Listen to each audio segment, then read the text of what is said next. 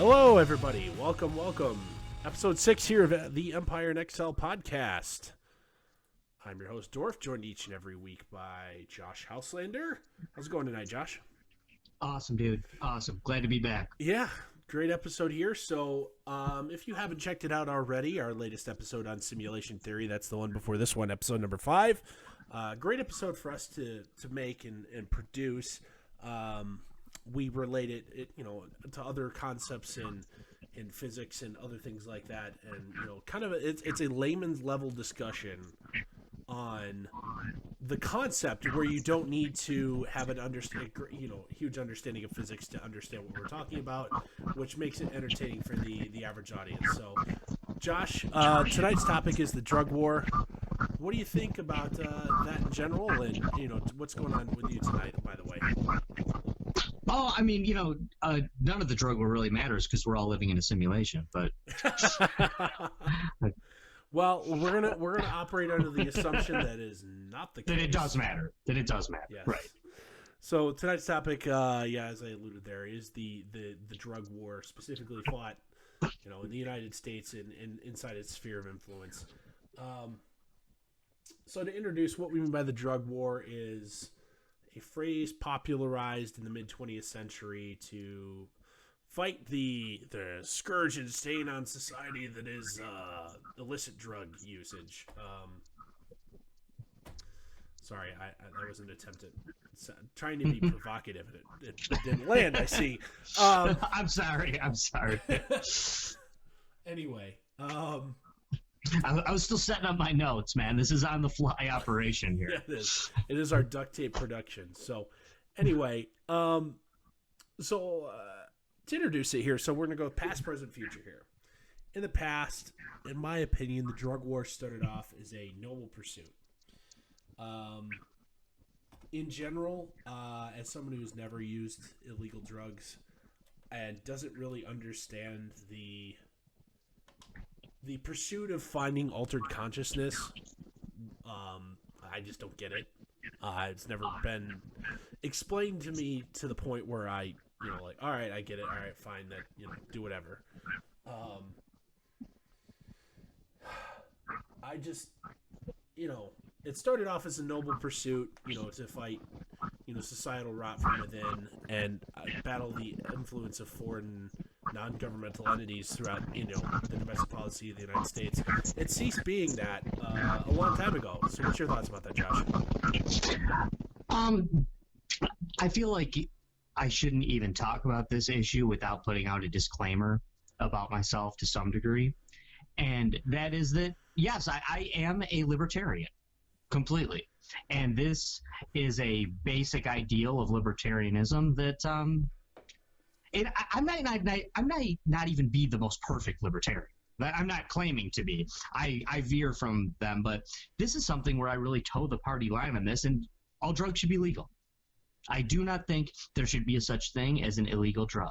I firmly believe that people can put whatever they want in their own body, and to take an even further position on it, I find it ludicrous that other people truly believe they have the right to tell people not to do drugs if they want to do drugs.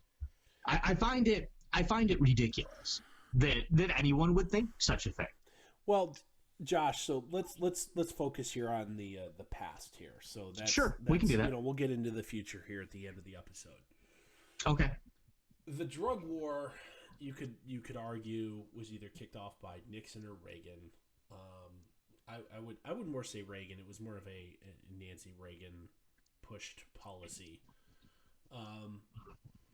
I think Reagan brought it to the forefront and made a campaign issue and a public issue. You can argue that it goes back to the early 1900s with reefer madness and some of these other ideas that bring hell, to the even not that I'm gonna complete alcohol. Consider alcohol as an entirely separate product. Project, subject, everything. You can even argue that sort of purity culture that was the largest driving force behind the drug war initially goes back to Prohibition. Absolutely. Absolutely. And as we both, I've got some bourbon here, and you've got some wine wine and some beer as we record here. Double fisted on me, I see here on camera. um, we both enjoy some alcohol ourselves, but I can understand especially from a more culturally conservative perspective, the idea that having a hands-off approach to culture, as you're seeing in current events, as the conservative right abandoned culture over the last 20 years and just ceded that entirely to the left, who didn't really try to steer it either. As you're seeing just cultural rot on display here in current events, it was their attempt to prevent culture from going crazy, and I understand that, and that's okay, and why they wanted to pursue that.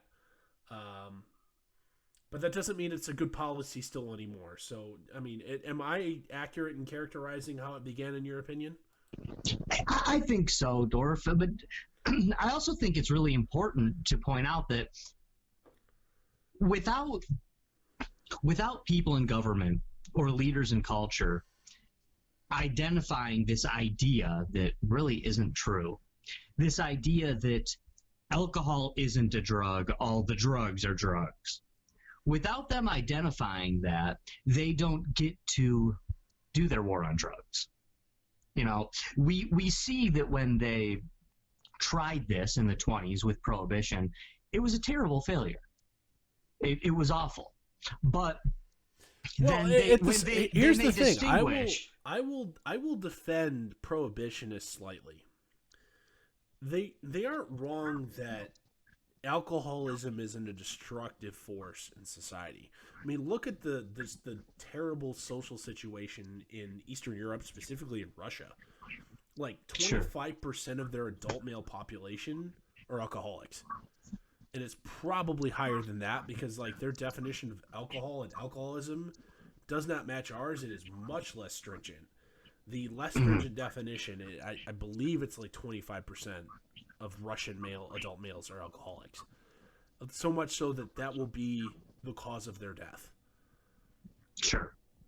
They are in essence drinking themselves to death, regardless of how quick, that can take a different amount of time for every person. We could do a whole episode on like Russian alcohol policy and essentially how it turned in, the Tsar, back all the way into the Tsarist regimes, when the Romanov family still ran things, they used alcohol essentially to keep the people docile, and then monetized it, and that's how they funded their kingdom.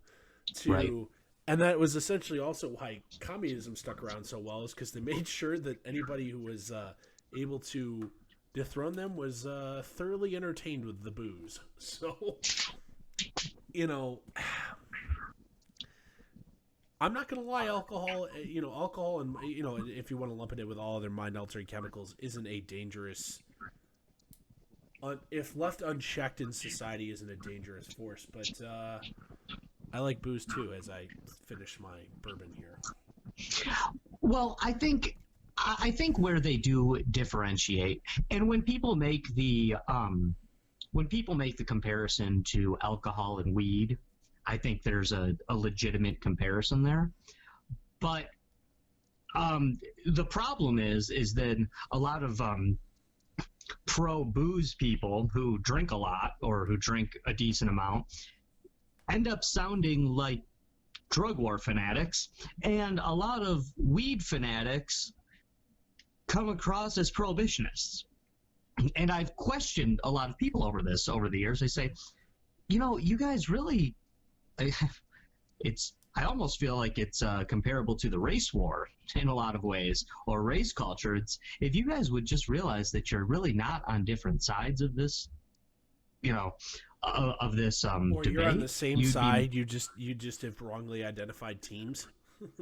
Exactly. I really think that it would help. I mean, and there is a big cultural push, and there has been 20s, 30s, 40s, 50s, and on, before they officially labeled it the drug war, where I think people were very much misunderstanding what drugs do. And actually, a lot of studies show that, well, quite frankly, a lot more people do drugs than you realize. Oh And yeah, there's actually, um, I they're forget not what it all is. It's losers. like You know, 15. they're It's not like all losers. the estimate There's I've people out seen. there. Like 15% of the adult population in the United States smokes weed multiple times a year. Like Mhm. 15%, and it's just like, all right. So if we're doing math, 15%. Holy shit! Some pretty important people smoke weed on a regular basis. Well, and if Just and if like you want the, to, the math says that, like, I wouldn't be surprised. This is gonna sound, conspiratorial or otherwise. I wouldn't be surprised if Barack Obama didn't smoke weed on a regular basis as president of the United States. maybe. I wouldn't be surprised. You'll find that out 20, 30 years from now. That, you know what? I mean, he did it before. He admitted to doing it as a younger man. Hell, he did. Didn't he do? Was it crack as a younger man? I forget which. I don't know. He admitted to some sort of George W. Bush admitted to snorting coke. Yeah, and Yeah. He was a rich party kid. Oh, absolutely. According to the released CIA documents, I know we're getting into conspiracy stuff here, but according to all those CIA documents, Bill Clinton and his brother loved the cocaine. I wouldn't surprise me, and quite frankly, I wouldn't be surprised if the Donald isn't effectively permanently high on speed. Maybe. Effectively, what is speed? Sure. You know, The quote unquote legal version of it. the legal version that you can get with a prescription if you have enough money. Adderall, or I'm not a drug expert by any stretch of the imagination. And this is the crazy part is like just do the 15% math on members of Congress. That means like Sure.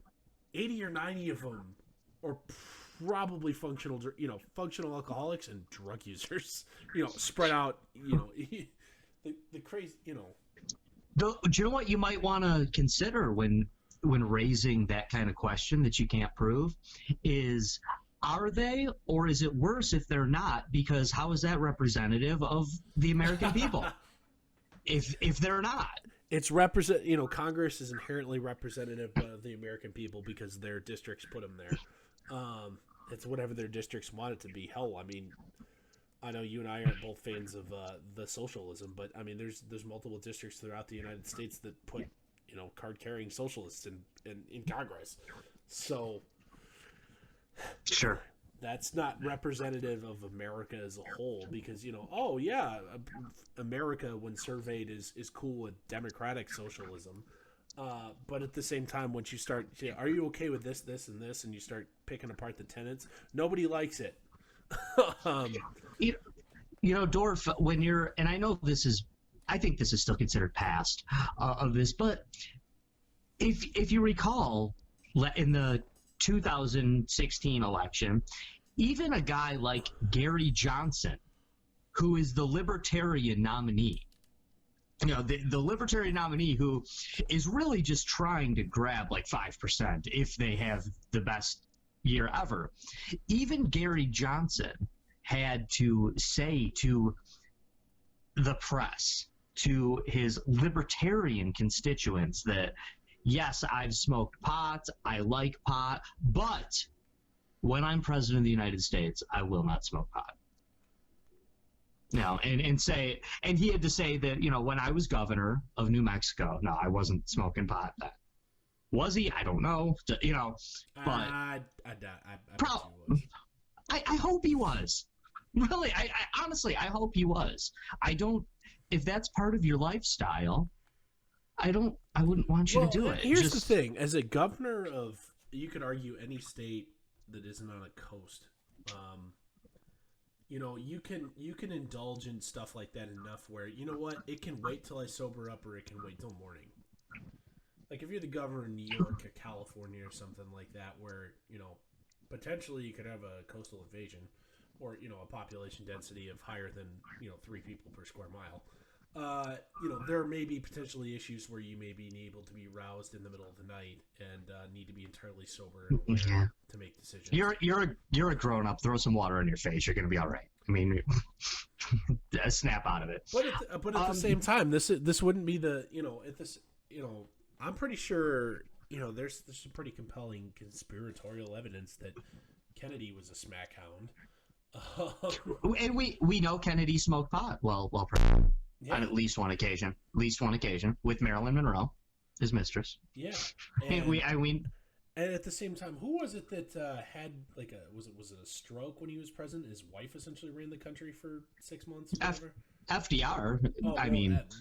It's not FDR. There was somebody else. God, why am I? It's not Woodrow Wilson, is it? I'm forgetting. No. Yes, it is Woodrow Wilson. That's who I'm forgetting. Woodrow Wilson.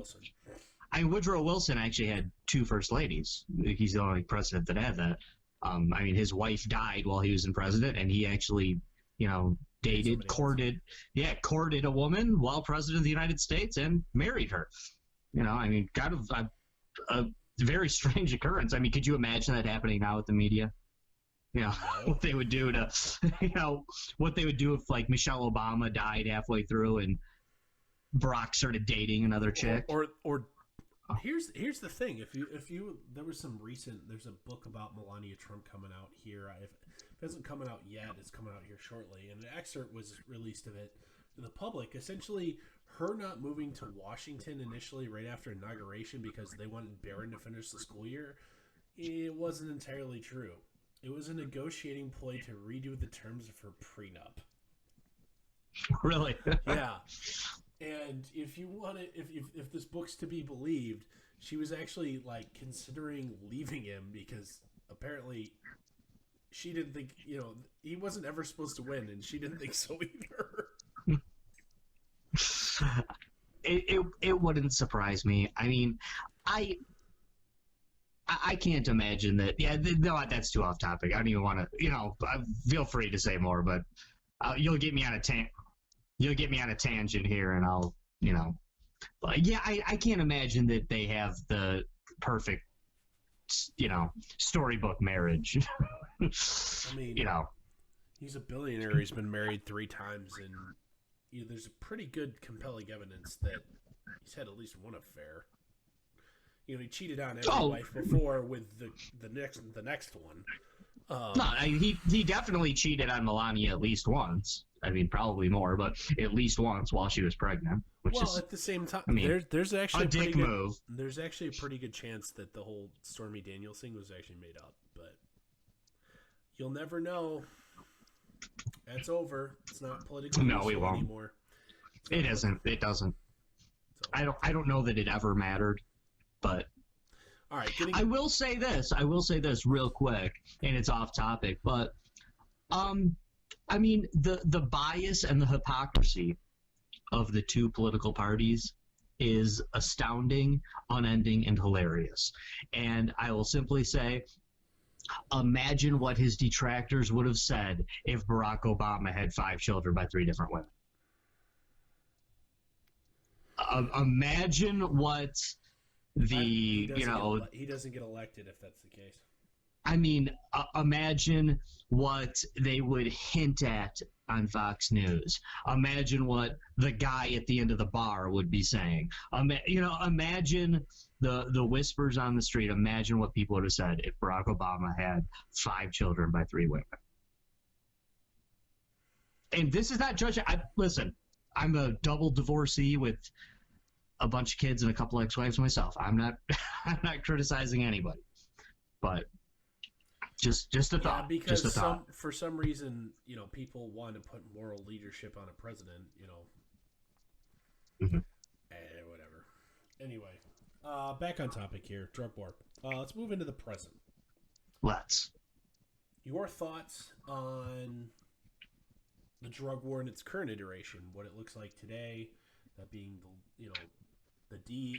anything, including anything, the DEA, criminal sentencing policy, whether drugs are dumb or not, whatever. All yours. here's my thing, and this is, I feel like this is a segue from past to present here. But as we go from the past into the present form of the drug war, you look at some of the key players in this. Bill Bennett is a person who, quite honestly, even though I don't always agree with him, Bill Bennett is somebody that I'm actually a big fan of. And I think he fits that your is description. Surprising. I think he actually. I know who he is, so that's surprising. Well, he's a brilliant man. He's a philosophical man, and I appreciate that. I was a fan of his radio show for years. He retired from that, didn't he? He did. Yeah, it was Morning in America was the name of his show.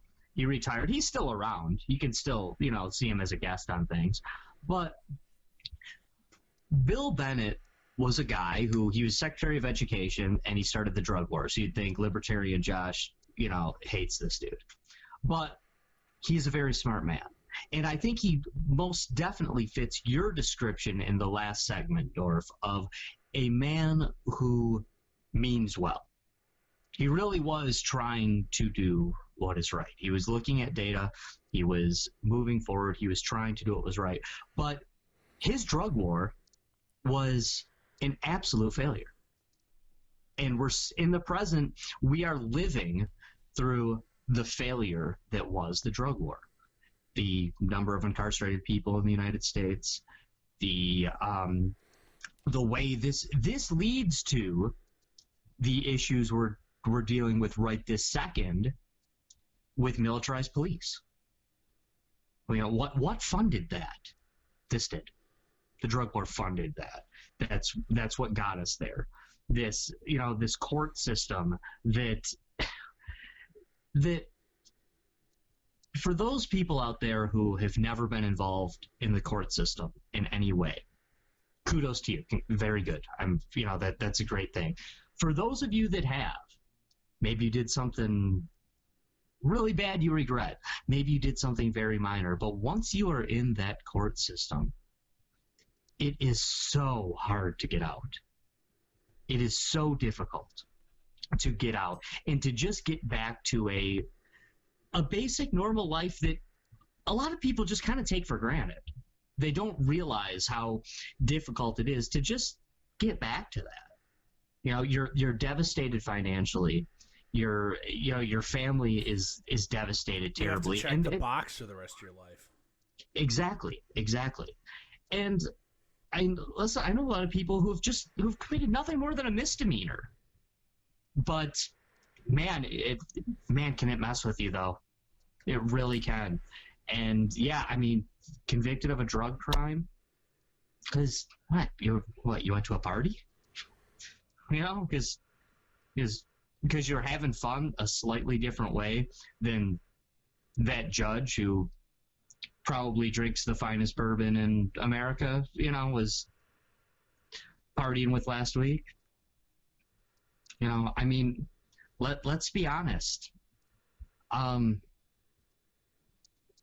Judges, lawyers, cops, they party too. They actually do. Some of them pretty hard. I would never say names here on the podcast, but I know some. Some I've known for decades, actually. And, people screw around, people party, people have fun, and a victimless crime is exactly what it sounds like. Some people, I was surprised recently when I was having a conversation on social media, how many people don't understand the basic idea of a victimless crime. And I'm not talking about dumb people or I'm talking about people who are involved who just truly don't understand what a victimless crime is. It's like, oh, well, what? Somebody breaks into your house and, doesn't hurt anything, so they shouldn't go to jail? No, you're still a victim in that crime. You're still victimized when your property is destroyed. You're still victimized when your car is stolen. A victimless crime is somebody snorts a line of coke and they get arrested and go to jail. somebody buys some marijuana and they get arrested and go to jail. And to me, the worst part about this stuff, I could accept the idea of things like drugs, prostitution, being illegal if they were decriminalized to a point where you got caught, you paid a fine. Hell, even if you got caught and had to do a little jail time. But the worst part is, it's like the old threat from grade school. This will go down on your permanent record. You are forever All right, that person. let's do a brief that aside on got- that. Let's do a brief aside on that. Should there be such a thing as a permanent record? No, I do not believe there should be. I am staunchly I'm on opposed board to the for- probation and parole ideas. Well, I'm not even talking probation and parole, but like if you've served your time and your sentence is done, you've paid your debt to society. Should you be allowed to have that held against you anymore? It'd be one thing if you could serve 5 years in jail and leave with a clean record, or you do 2.5 years, but you have a record. If that was some sort of option, The choice idea wouldn't work because they will make it so the probation parole choice is better at the moment, and devastated, struggling people will choose that every time. So in essence, that would be great for elites. True. I'm just teasing. I'm not saying I agree with this. I'm just teasing out an idea here. So this idea that listen, to me it really is this simple. If you are dangerous, you by all means should be behind bars.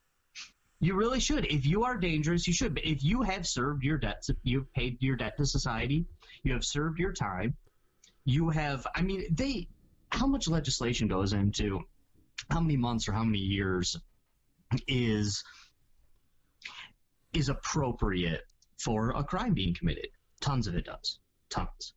If you have done that, then absolutely you should have the exact same rights, the exact same abilities as you or I or anyone else out there. The idea that you release someone from jail and say, you're out of jail, so go pay your rent, go pay your taxes, go pay your dues, pay your license plate fees, and get your new tabs and get a fresh driver's license and get a job and pay not only all the fines we're throwing at you, but just all the daily expenses of life. So go do all that, but can't own a firearm, maybe you can't vote, maybe you can't do this. Oh, and wear this bracelet on your ankle and come check in with us every once in a while. And we're going to ask you a bunch of personal questions that's really none of our business, but you don't have your own business anymore. You don't have a right to privacy anymore because we took it from you because you're a criminal. But we're not going to lock you up anymore. You just have to go. Quite honestly, it's worse. It's worse in a lot of ways than being locked up. People don't think it is because, oh God, I just want to be free. So they'll grab onto that little bit of freedom that isn't really freedom. It's not, it's akin to, everybody wants to be rich. You can't be rich. So here's, $175 a week for welfare. And what are you going to do? You're going to turn it down? You going to look the other way? No, of course not. You're struggling. Life is hard. You're going to, and you're going to make mistakes, but some people are made to pay for their mistakes a lot harder than others. And they make it so much harder on the people who, quite frankly, their life would be harder anyway. They probably don't have a support system. They probably don't have any way out from these areas, so they're going to struggle. And then you're going to end up, I went to a party at my old friend's house, and somebody there was smoking weed. And now, oh no, now I got to test for weed tomorrow because I'm not free. I have to, I have to go blow for weed, and you blow, and or you, I think you go pee test, yeah, Yeah, pee test those or are something. those are P tests. So I gotta go to they don't have any sort of breathalyzer yet for pot, do they? I don't think that's just Not that I'm booze. aware of. Yeah, I know they've always talked about working on it, but I don't. Yeah, but yeah, then oh god, I've heard about this happening with people. Somebody goes to a party and they have to go for a pee test, and it comes back just a tiny little bit, and shit, I worked with a guy years ago who I had an extra ticket to a concert at Pine Knob, which that's nobody I know around the where it is. world knows it. Yeah, you know where it is, Dorf. It's a outside Outdoor amphitheater. concert venue in Southeast Michigan. Yeah, and the smell of pot just kind of oozes through the air. And he turned me down. He liked the band, but he was like, "Listen, man, I have random drug testing because of the thing last year, and if somebody right next to me burns a joint, I gotta go in, and so no, I don't. I just won't risk it. I said, hey, I don't blame you. I don't blame you. I don't know. Maybe that was over the top of him, but I don't blame him. He's scared. He was scared.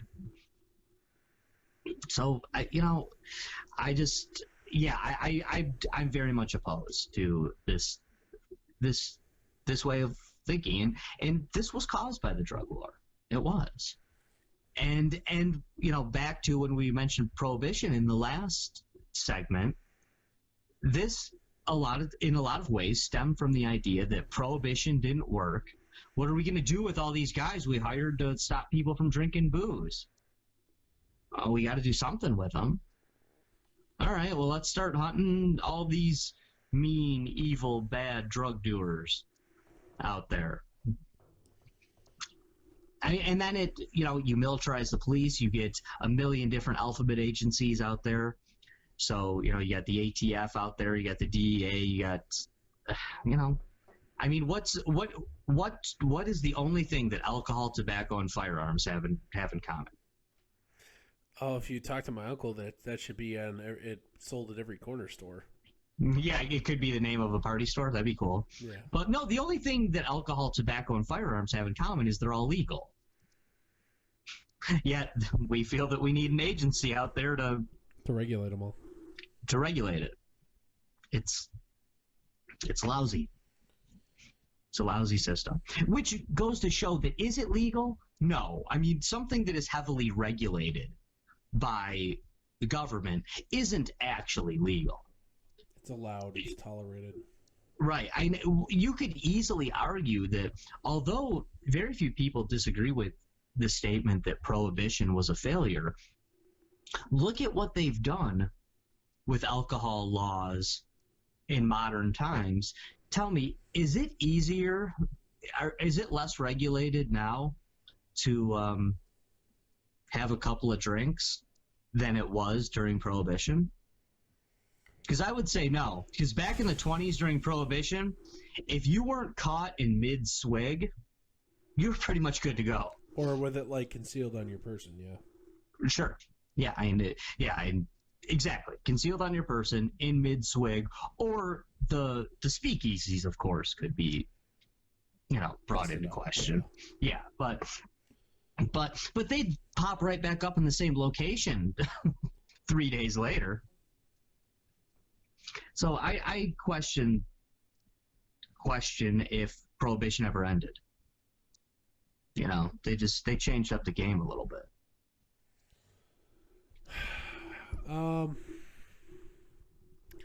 Boy, you've left me.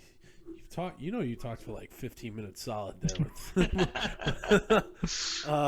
We have to cut that as its own segment. Please do, Josh. I don't disagree with you on much here. Going back a couple minutes, the idea that with the amount of people that we've spent or sent to prison and paid to incarcerate and given a permanent stain on their permanent record for the victimless crime of possession. I agree is tragic. At the same time, I'm very much of if you can't do the time, don't do the crime / play stupid games, win stupid prizes type person. It's not a secret that this stuff's illegal. There is a significant enough voting bloc in this country if you rallied and promoted and gained advocacy for such things that you could have had weed legalized a long time ago. And other hard, other drugs that are regulated, you could have had it legalized a long time ago. And at the same time, that doesn't make things that are on the books not illegal, and that doesn't mean in a civilized society, if you want to maintain any sort of law and order, that you don't need to prosecute those things as they come up. I agree that it's a tragedy. It has affected lower class and specifically minority individuals in the United States. But it's not a secret. While the legal code is complicated and hard to understand to the nitty-gritty, it's not hard to understand. Weed federally is still illegal. In many states, it is still illegal. Don't own it, don't smoke it, don't possess it, don't trade in it. And you shouldn't have any problems as far as weed is concerned. And, apply that same to other regulated drugs. If you don't like it, don't do it. Go ahead. How do you feel about the statement? A citizen has the obligation to disobey an unjust law. Philosophically, Do you know who said that? Philosophically, okay. From a citizen's perspective, philosophically, I absolutely agree with you. But from a state perspective, and a legitimate rights and authorities and processes of a state, the state still has the obligation to enforce its laws on its books as written. That's a Dr. Martin Luther King quote, by the way. Oh, I know it. I absolutely know it is. I figured you knew. Those two things can conflict, and part of what gets a unjust law off the books is people doing it anyway, and just kind of people catching up to and realizing this is dumb. We don't need this. Those two things don't happen if you don't have the civil disobedience of fuck you, I'm going to do it anyway. But at the same time, actions have consequences, and it's a legitimate action of the state to enforce the laws on the books as written. I don't think it is.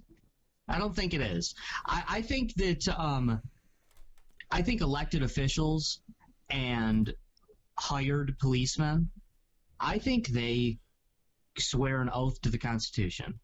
I think they swear an oath to serve and protect. And I think the Constitution provides us, in myriad circumstances, enough literature to show that we are a free people. At least we're supposed to be.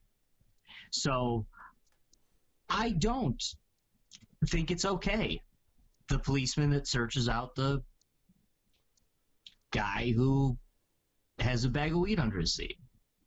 I don't think it's okay that the legislator who thinks that pot is bad and that they'll be damned if they find their son smoking it, and you're free to do whatever you want to your son, by the way. If you really, I'm a father of 4, and I don't want to come across as the pro drug guy here. Okay, I really don't. But you handle that how you want. You raise your family the way you want. You do what you want with yourself. But no, I don't have any solace or respect for the legislator that would take away your rights because you're doing something he doesn't like. I really don't. I don't think it's right. I think it goes, you can say he has an obligation to support the laws that are in his state. I say he has the obligation to defend your rights. And that's what he swore to protect. he or she swore to protect. I think that's more important, but that's debatable, I guess. Oh man! All right, I think here you thought I was going to agree with you on this episode. No, not really. I'm not surprised. All right, let's kind of put a bow on present and move into future here. Sure. How do you want to see? I mean, I think we can both agree in our statements throughout the episode so far, both that the Airfingers quote war on drugs needs to come to an end. I think for different reasons. Mine argues is it's not effective. It hasn't been effective. It hasn't been effective for a long time. You should end the inward focus on the war on drugs, at least from the user perspective. But the idea that you should relax and allow international criminal organizations such as cartels, it's just a mob that has a base in a foreign country to operate, domestically with impunity. I think that still needs to be attacked.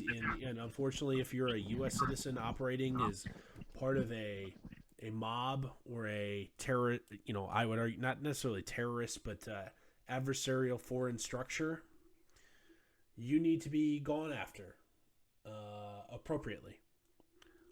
That is a legitimate action of the state to protect the citizens within and promote its the interest of its people. I'm not saying that we need to go invade Colombia so we can make sure no more poppies are ever grown here again, because at that point you might as well go on a world conquering spree until you control it all and have an iron firm grip over all of it. Poppies can grow pretty much anywhere. No, I mean, but the U.S. military, I mean, it's a whole nother show, but I think there's more reasons than CNN wants to tell us of why we've been in Afghanistan for over 20 years. Why do you think that is? Just briefly. Because of the poppy fields, because of controlling the field. Yeah. Or is this not even the drug war? It's the international drug trade. No, yes, no, yeah, not the drug war. They're on the. It's part of the drug war, but they're on the other side of it. They're on both sides of it. Dorf, before we get into, and this is part of the future of it, but I think a lot of people out there are thinking that they've made some great gains over the last couple of years because marijuana, for instance, has been legalized in so many places. But I read the bill here in Michigan, where I live, last year when they legalized, I do, air quotes here, legalized marijuana, and I voted against it because I looked at it and said, this isn't legalizing anything. This isn't supplying a right to anyone. This is the government sticking their hands in and, heavily regulating something that should just be a right, should just be allowed. In fact, I actually know someone who sells pot completely legally. It used to be medicinal. Now recreational is allowed. I know actually two people who do this for a living completely legally who voted against that. Because they said, people don't realize what this is doing. This is giving them the opportunity to come knock down our doors. It's just regulating the hell out of something that doesn't need it. So I feel like they're throwing this out there to the rabble. Like, we're going to legalize your dope. Don't worry. We're legalizing your pot. It's going to be so great. But really, they're making it worse. They're providing more ways that people can just be arrested for it. So nothing changed. Nothing changed. Yeah, sure. Now you get pulled over, you're stone cold sober, and you got a little bag of weed in the glove box. You're not going to jail. That's a good thing, right? That's a good thing. But it opens up a lot more stuff. Yeah. Now, at the same time, I have no two tolerance. 2 steps forward, 2 steps back. I have absolutely no tolerance for driving impaired, and being high is impaired. Absolutely. Absolutely. And I understand the challenge with it, especially because alcohol is easy to regulate. There's an established baseline of 0.08%, roughly speaking, nationwide. Sure. That's not the case everywhere. If you're over 0.08% blood alcohol content, and there's effective and accurate roadside meters for that, You're not allowed to drive. you're not allowed to drive. DUI is is a felony in most cases, or at least a severe misdemeanor. I'm cool with that.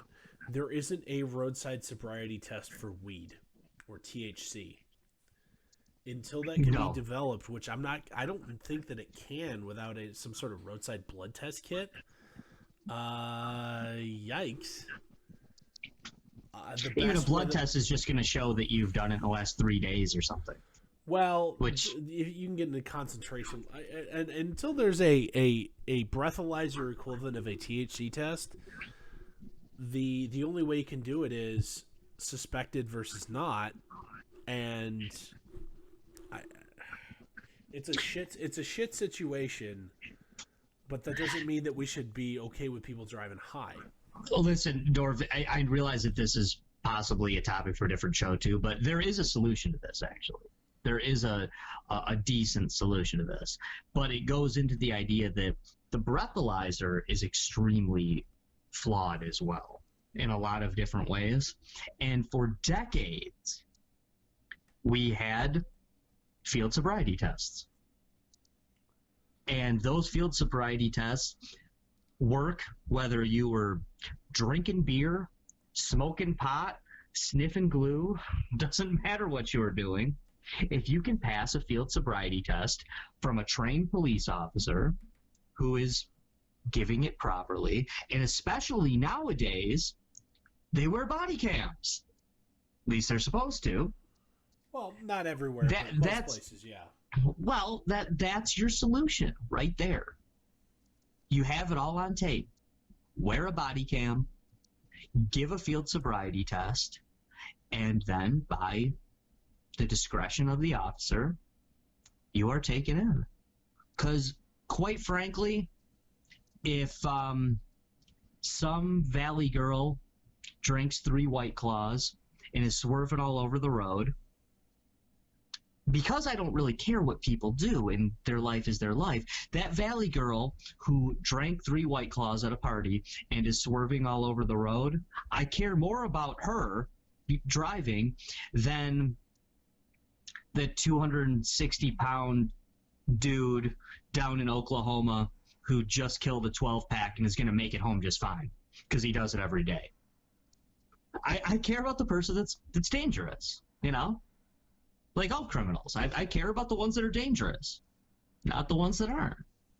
So, I mean, that's, to me, the field sobriety test is the answer to that question. Again, pot, booze, cocaine, swallowing helium, doesn't matter what you're doing. What pick your poison. If you're impaired from something you've been doing, legal painkillers, whatever it was you were doing, if you're impaired by it, you shouldn't be driving. You shouldn't be operating an automobile. You shouldn't be not only do you put yourself in danger, you put others in danger.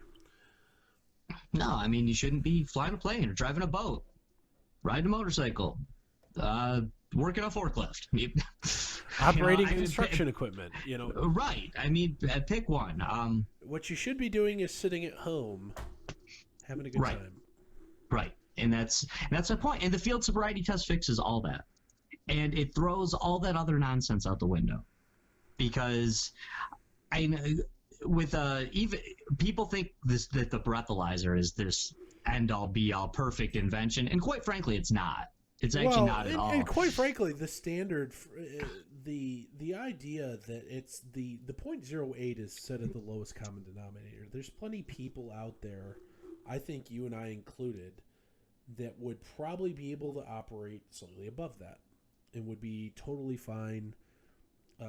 Would have a adequate enough reaction time to properly operate a motor vehicle.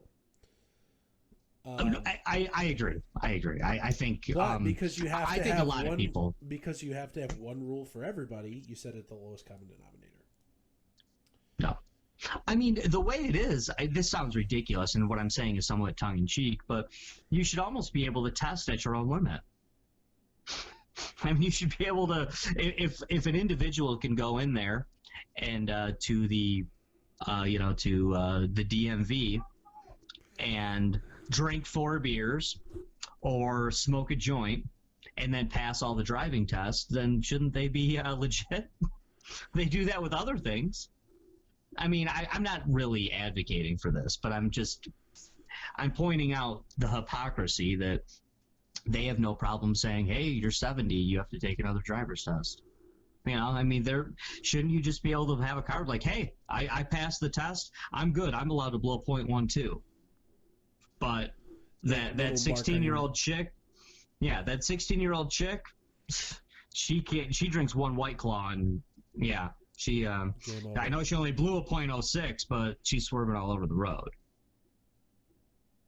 I don't know. Just like I said, I'm not really advocating for that. I'm more throwing that out there to point out the hypocrisy of the system that we live in. Dorf, you said something about you don't want drug dealers or foreign entities to be able to run wild with all this stuff, but I would ask the question, would they if it were legal? I mean, what they do only has to be done in such a rough and illegal manner because it's illegal. I mean, if I would tend to believe that businesswomen regulate it like any other commerce and tax the absolute piss out of it. Yeah, money. I'm not for that. Yeah, but I know, because taxation is theft, Josh. Taxation is theft, by definition, and extortion. What about tariffs? Tariff the shit out of it.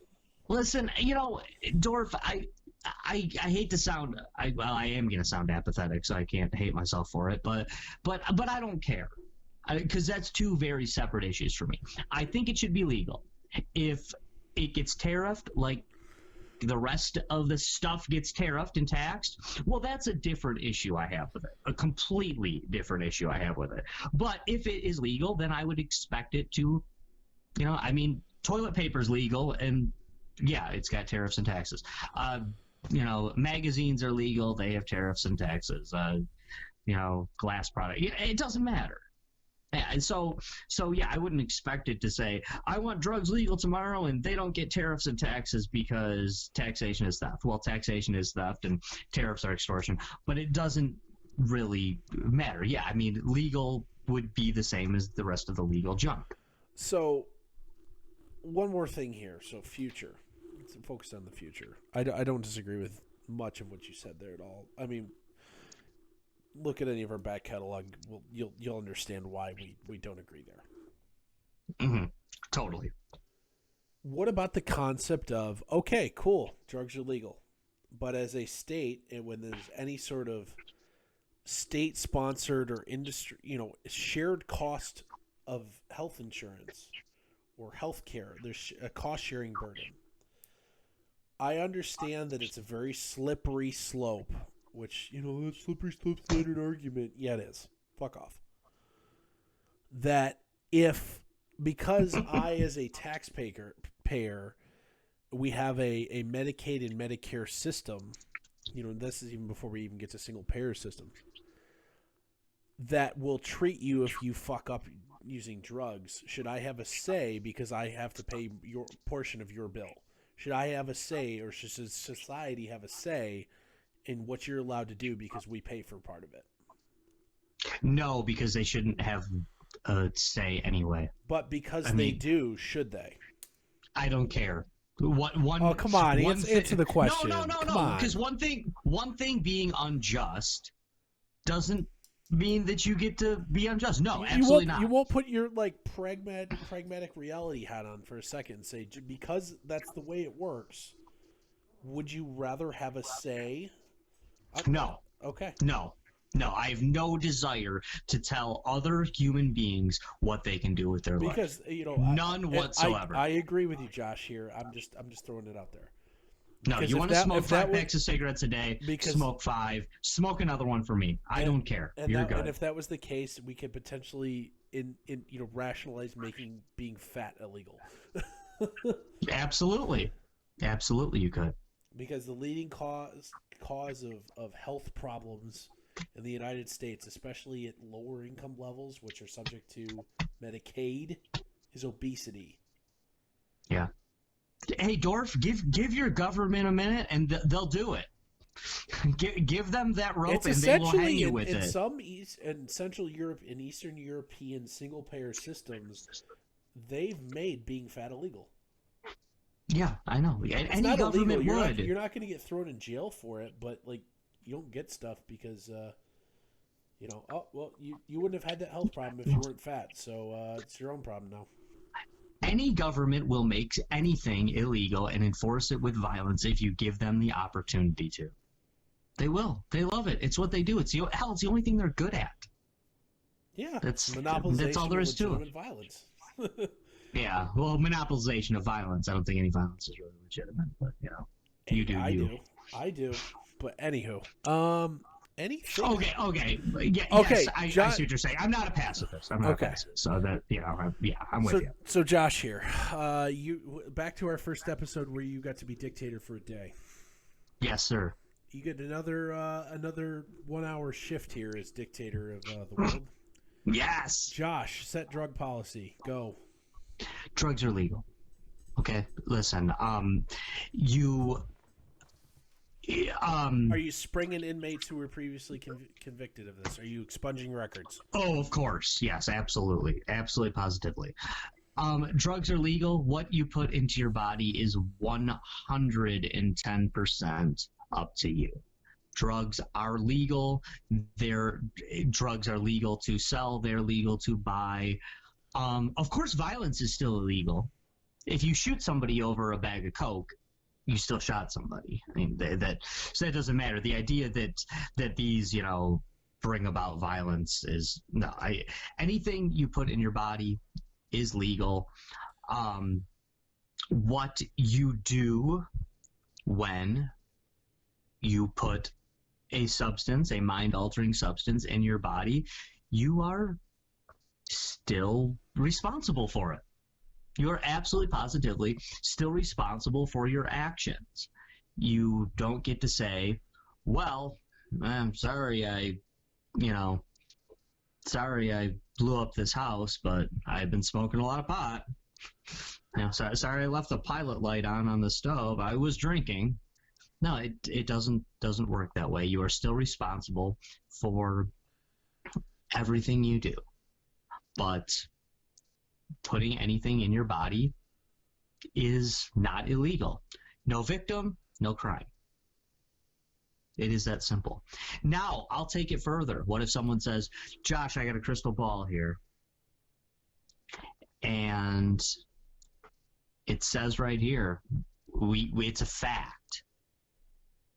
Drug use is going to double with your policy.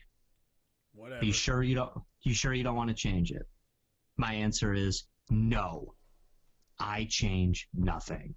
I will take liberty over false security every single time. By the way, I don't think it'll double. I don't think it'll triple. I don't think it will go up. Dorf, let me ask you something real quick. Have you ever smoked crack? No. Right, neither have I. I've never smoked crack. I'll just you can skip going down the list. Never used a banned substance. Okay, yeah, cool, awesome. I've never smoked crack either. I imagine maybe it's awesome because, maybe it seems like a lot of people really, once they try it, they seem to like it. Have you ever thought to yourself, man, I should try crack? No. No, nor have I. I shouldn't try crack. Nor have I. Was your reasoning ever, I would like to try crack, but I'm not going to because it's illegal?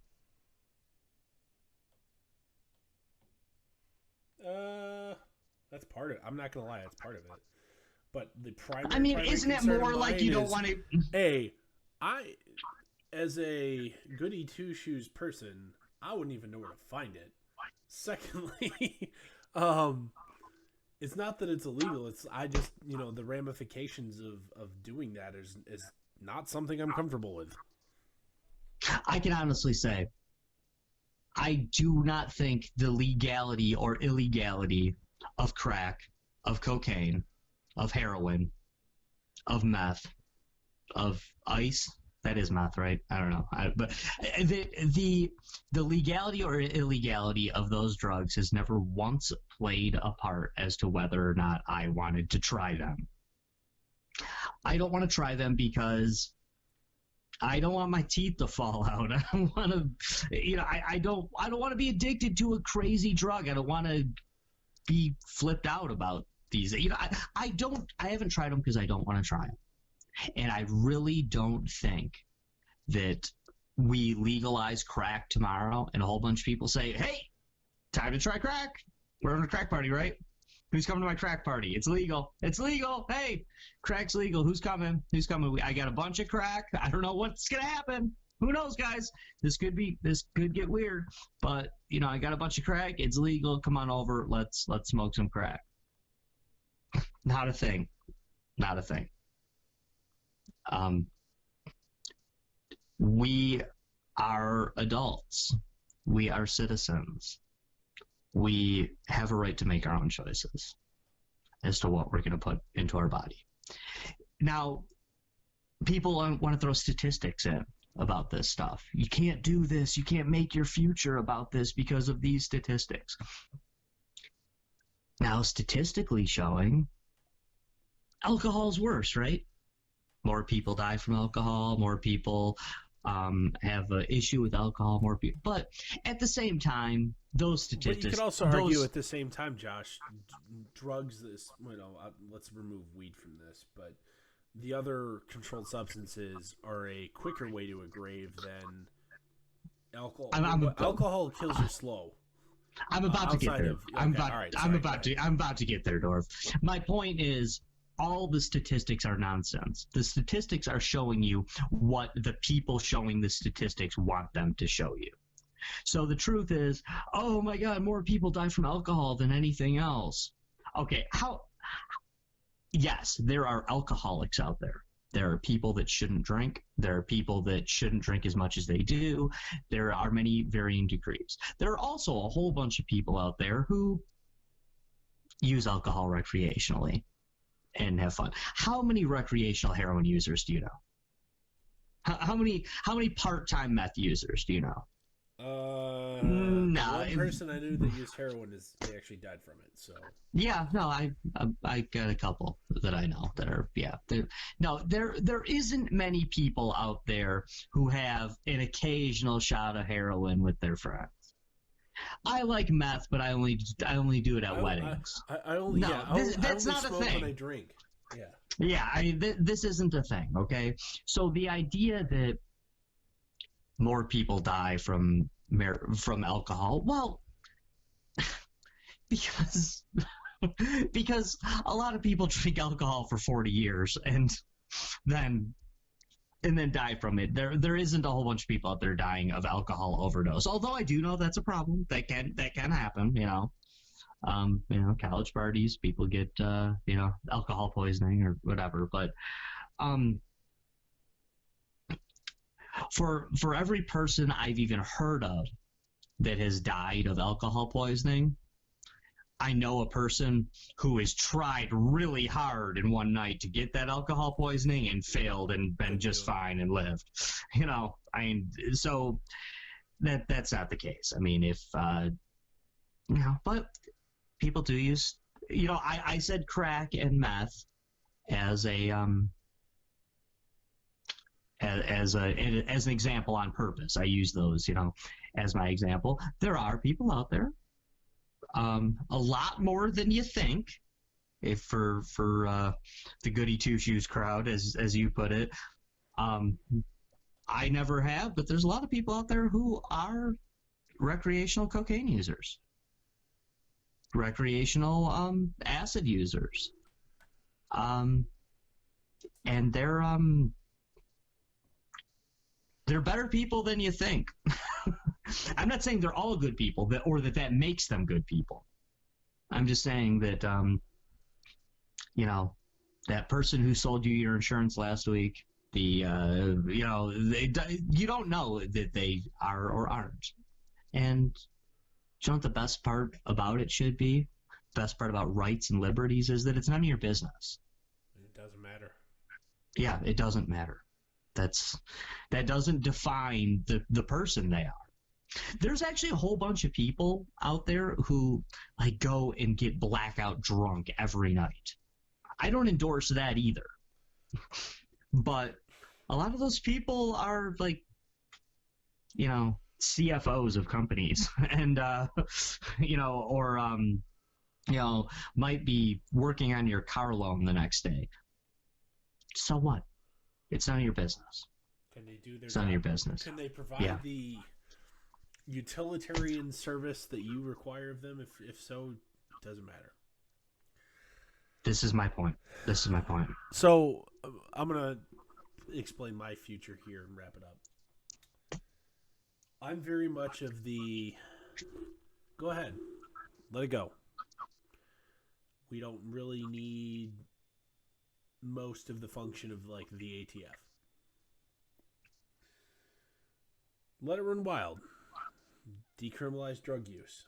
I am not going to spring people from prison or clear records, because what they did was illegal at the time, and if we're still going to have the concept of a permanent record, they shouldn't get any special consideration, because what they did at the time was illegal. And even though it will, in my temporary dictatorship here, will no longer be illegal, that doesn't mean it wasn't in the past, and their record shouldn't reflect as such. I don't have a problem with that. The decent compromise.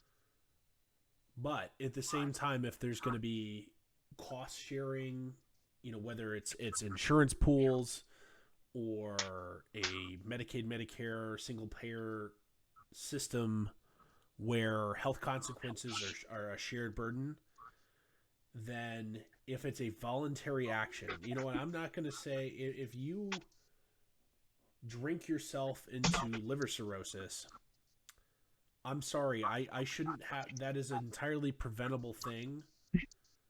I as a shared cost payer of your expenses, I shouldn't have to contribute to that. As someone who OD'd on drugs, that is, you were aware of the risks, you harmed yourself anyway, you didn't have to do this. Addiction is what it is, but addiction services and addiction counseling and addiction therapy is available.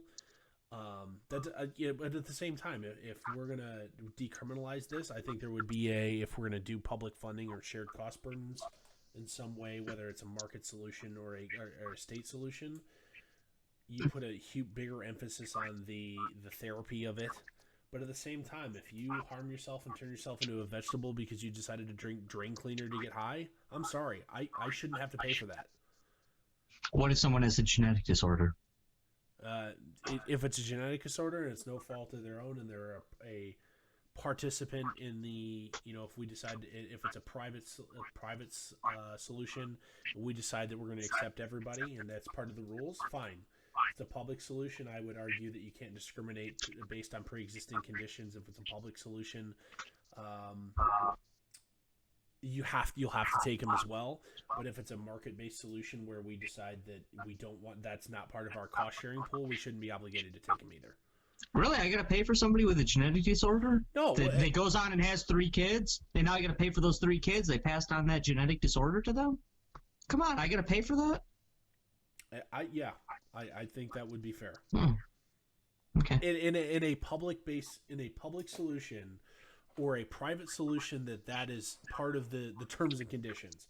That's part of the contract agreed to by all participants, that we're going to take either specific conditions X, Y, and Z, LMNOP, etc., or if they choose to not take them at all, then that would be their right as well in a private solution. But I have a genetic susceptibility to addiction. Is that my fault? No. I mean, I'm. It's not my fault that I have, Okay, that so genetically this I'm is an susceptible to addiction. entirely different subject. I think addiction, yes, while there's a genetic component, there is still a matter of will. Just don't play with fire and you don't end up in trouble. But at the same time, I understand how powerful the urge is to play with fire, and I understand that that's a tricky situation. But if you're making wide sweeping policy, you're gonna have to make a black or white decision here, and it's going to be ugly either way you choose it, because if you open up wide and say we'll take everybody, you leave yourself open to abuse. If you ratchet it down and say, oh, no excuse, addiction is an excuse, and you cut people off, there's plenty of people that can't help themselves that are going to be adversely affected by that as well. Or maybe, just maybe, if all that is required, then maybe your policy is unjust. Fair enough. All right, let's finish with that. Anything else tonight, Josh? Yeah, real quick. I don't think this would go off on too much, but do you think there's any good? I mean, we should cover the other side. Do you think there's any good things that came about from the war on drugs? In the end, no. Was it a noble goal at the beginning? I do think so. I think it was originally intended was to try and keep the society together, functioning in a higher, good intentions, poor execution. Should have been disbanded. Well, it hasn't been disbanded, but should have been disbanded rather quickly after, like a 1 or 2 year analysis of the situation. We should have gotten out of this much sooner. I agree with you, Dorf. I asked you that question because I tried to ask myself that question before we went on air tonight. And the only thing I could think of, was on a personal level. The war on drugs and a handful of other policies are basically all that kept me from being a Republican. Yeah. I feel like I would have. And you know what? I would have stayed in Republican hell forever had it not been for a handful of things. One of them, probably the primary one, being the war on drugs, because so much of it as a libertarian. As a modern libertarian dealing with modern Republicans and modern Democrats, the Democrats are so off their rails on so many things that a lot of libertarians want to just like, oh God, the Republicans suck, but Jesus Christ, those Democrats are crazy. So you end up like plugging your nose and pulling the lever for the R, like I did for John McCain all those years ago. God, I'll never forgive myself for that. I was 30. I would have probably done that at the time, but I was not old enough. Oh God, really? God, that wasn't. Nope. I wasn't eligible to vote till the first, statewide election. 2010. I always forget how young you are, Dorf. You're like 15 years old, but I'm almost twice that. I'm 29. When I voted for John McCain, I was divorced with 2 kids, but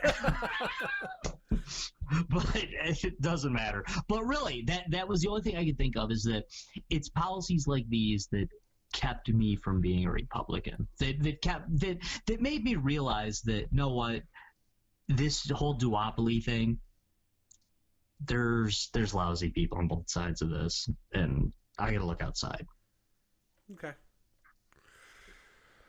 Oh, I don't think I got anything else to add. So, wow, hour and 15 minutes. We're done here. So, all right. Sorry, I talked too much. That's all right. That's going to wrap up episode 6 here of Empire and Exile podcast. Every Tuesday, dropping episode 7 a.m. Eastern. By this time, Podbean, YouTube, and trying to get through the podcast and distribute it. For Josh, I'm Dorf. We'll see you all next time. See you.